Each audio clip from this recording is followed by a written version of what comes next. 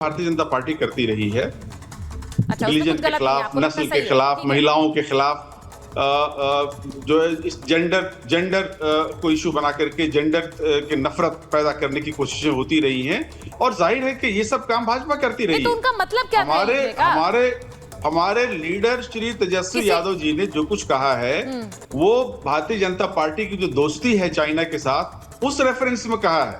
Bharatiya Janata party की जो दोस्ती है वहाँ शी जिनपिंग के पास साथ अनवर पाशा जी ये क्या संदर्भ में कहा है मतलब है?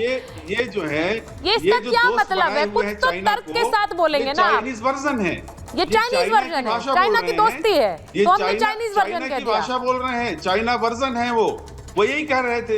वो तो उनकी दोस्ती का रेफरेंस दे रहे थे। नॉन वेलेबल ऑफेंस है भाई साहब, ये नॉन वेलेबल ऑफेंस है। 2015 के अंदर नॉर्थ ईस्ट के लोगों को इस प्रकार के शब्द का उपयोग करना, यहाँ पे टाइम्स ऑफ इंडिया का आर्टिकल पढ़ा देता हूँ आपको। 2015 के अंदर इस वर्ड को यूज करना रेडी, आप मुझे बताइए, रंग भेदी नीति के अंतर्गत आता है। और मैं कह रहा हूँ केस होना चाहिए इनके खिलाफ, FIR दर्ज होनी चाहिए इनके खिलाफ। कोई और नहीं कराएगा, हम करा देंगे, हम कराएंगे इनके खिलाफ FIR दर्ज। जिस प्रकार के रंग भेदी वर्ड आप यूज करते हैं नॉर्थ ईस्ट के किसी भी व्यक्ति को, किसी भी आप नहीं, आजादी तो है देश के अंदर। मुझे बताइए इस प्रकार के उपयोग करना गलत कर रहे हैं आप। पुलिस आपकी है, आप तो कुछ भी कर सकते हैं।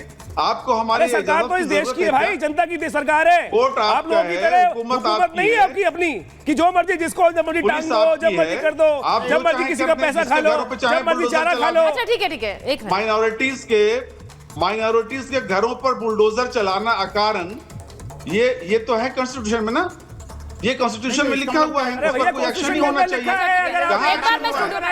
माइनॉरिटीज के खिलाफ जो जहर उगला जा रहा है, बनाएंगे नक्शा जहर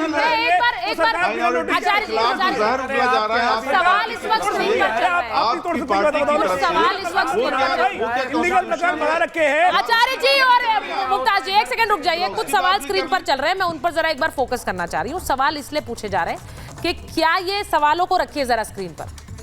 सवाल बिल्कुल क्लियर है कि असम में हिमंत बिस्व शर्मा के जो ये फैसला आया, इसको लेकर ये सवाल इसलिए उठा रहे हैं क्योंकि पहले काजी वाला फैसला आया, उसके बाद ये नमाज वाला फैसला आया। तो क्या ये मुस्लिम विरोधी हैं? सवाल लोग पूछ रहे हैं, क्या हिमंता पर सवाल उठाए जा रहे हैं? हिमंता का सेक्युलर फैसला है भाई, सबके लिए एक समान है, तो फिर क्यों बवाल है? ये भी सवाल है। लेकिन क्या किसी और धर्म के लिए ऐसी छूट है? मुमताज जी, मैंने सीधा सवाल आपसे पूछा था, नमाज वक्फ और UCC पर बार बार डराने की कोशिश क्यों हो रही है? एक मिनट मुमताज जी, क्या ये मुस्लिम वोटर के लिए है? क्योंकि हिमंता बिस्व शर्मा जो कर रहे हैं, बहुत से लोग कहते हैं कि योगी आदित्यनाथ हो या हिमंता बिस्व शर्मा हो, ये विपक्ष के सबसे बड़ा डर है क्योंकि ये हिंदुत्व के एक तरह से ब्रांड एम्बेसडर बन गए हैं। आपसे पूछ रही हूँ प्रेम जी। देखिए, हेमंत बिस्वा शर्मा चूंकि लगातार एक किस्म की भाषा का इस्तेमाल करते हैं, इसलिए उनकी नीयत पर भी सवाल उठता है और वो एक प्रतीक से बन गए हैं हेट्रेट फैलाने वाले वक्तव्यों के लिए। फिर आप विनोद जी, आप बीच में बहुत बोलते हैं। नहीं, एक बार वो कंप्लीट कर ले, उसके बाद सवाल। तो वो एक बात है, लेकिन जहां तक नियम हटाने और लाने की बात है, तो था तब भी पालन कर रहे थे मुसलमान, और नहीं रहेगा तब भी पालन करेंगे मुसलमान, बाकी स्टेट्स में कर ही रहे हैं ना। तो वो इशू नहीं है। इशू ये है कि कल तक हेमंत बिस्वा शर्मा के राज में ये अच्छी व्यवस्था थी, यही ब्रेक वाली सिस्टम, और अचानक वो खराब व्यवस्था कैसे? तो अच्छी व्यवस्था किसके लिए थी? मान रहे थे पूरे 77 साल मान रहा था।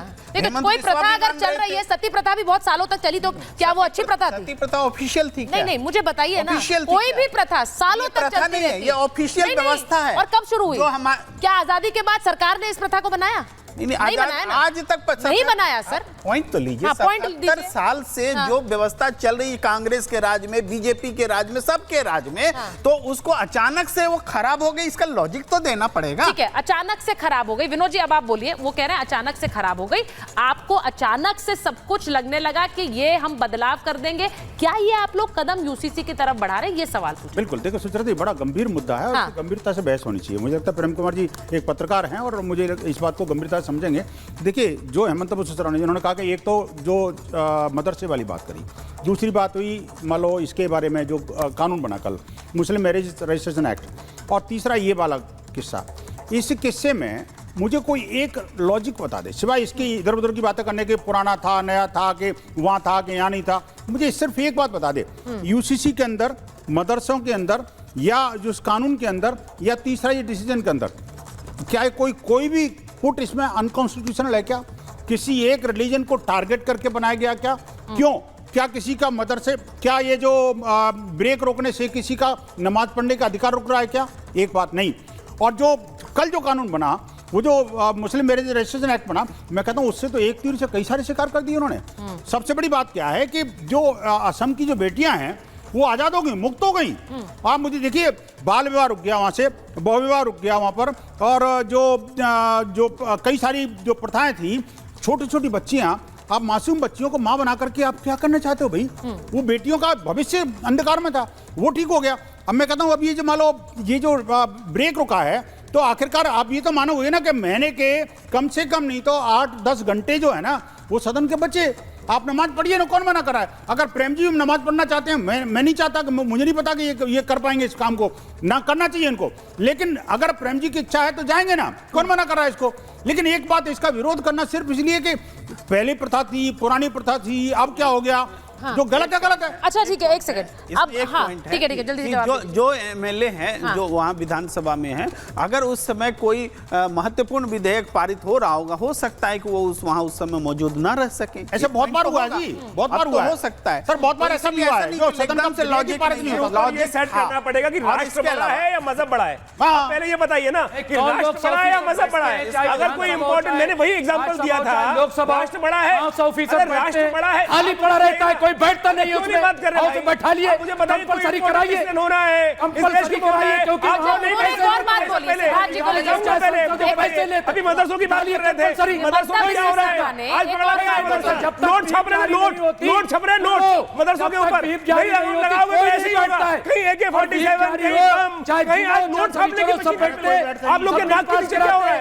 आप लोग के नाक के नीचे क्या हो रहा है? और यही चाहते हैं कि ये तो मुमताज जी, अब ये इसका क्या मतलब है? कोई बैठ नहीं रहा है, मुझे ऐसा लग रहा है कि बैठ नहीं रहा है, मतलब मुझे ऐसा लगता है कि सरकारें काम नहीं कर रही है। बताइए वहाँ पे, मुझे ऐसा लग रहा है कि इस्लाम के मानने वाले क्या असम में है क्या? एक सेकंड विनोद जी, मैं बात कर रही हूँ, मैं पूछ रही हूँ सवाल। आपने बोला सदन में कोई बैठता नहीं, मैं ये कह रहा हूँ काम नहीं हो रहा है क्या? नहीं, हाँ कई बार नहीं होता है, बार-बार तो इसलिए छुट्टी दे दें। नहीं छुट्टी नहीं दी जाती, लेकिन मैं कह रहा हूँ अगर ये लॉजिक है कि सदन में कोई बैठता नहीं, तो फिर तो आप सीधे सरकारों पर आरोप लगा रहे हैं कि वो काम नहीं करती हैं, और फिर तो सारी सरकारें करते हैं हर विधानसभा में। जूता चप्पल चलता है। सुन लीजिए मैं क्या कह रहा हूँ, तो इसका मतलब क्या है? आप भी फेंकोगे इसका मतलब? लीजिए मैं क्या कह रहा हूँ, जूता चप्पल चलता है इसको आप भी फेंकोगे? जब व्हिप जारी होती है तो उसके बाद सारे लोग होते हैं, ठीक है, उसमें न जुमा न सनीचर, सब लोग होते हैं जब कुछ इंपॉर्टेंट होता है। अच्छा, कभी व्हिप जारी हो, 2 तारीख एक मिनट की बात। अरे विनोद जी एक सेकंड रुकिए ना, उन्हें बोलने तो दीजिए, कंप्लीट करिए, फिर क्वेश्चन करिए। अच्छा लॉजिक कंप्लीट, फिर क्वेश्चन, हर कोई अपनी बात कंप्लीट करे, क्वेश्चन बोलिए, आप भी मतलब क्वेश्चन। मैं कह रहा हूँ कि आप सदन के मेंबर है ना उसके, कि मैं कह रहा हूँ, मैं जर्नलिस्ट हूँ, मुझे अरे सवाल उठाने, फिर उसके बाद आप सवाल उठा लीजिए। विनोद जी प्लीज, ये डिरेल हो रही है ऐसे डिबेट। हाँ बोलिए, आप बात बोलिए मुमताज जी, बात बोलिए। हाँ कि जब व्हिप जारी होता है तब अटेंडेंस पूरी होती है, वरना या तो सरकार फिर ये करे कि कहे कि पूरे लोग हर वक्त ऐवान में मौजूद रहेंगे, सदन में मौजूद रहेंगे, कोई जो है बाहर नहीं जाएगा। अगर 12 बजे से शुरू होती है, मुमताज जी, जब तक चलेगी तब तक मुमताज